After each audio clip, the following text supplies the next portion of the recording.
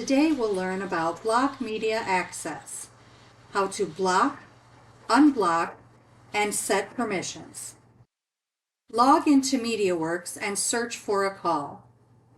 Right-click on that call and select Block Media Access. Check the box next to Block Media Access.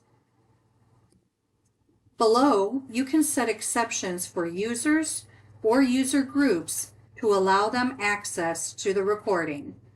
Just simply click the box next to their name to apply a check mark.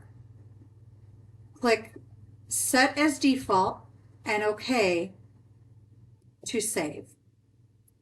You can tell that the media has been blocked by looking on the left-hand side next to the call, and you will see an icon of a lock.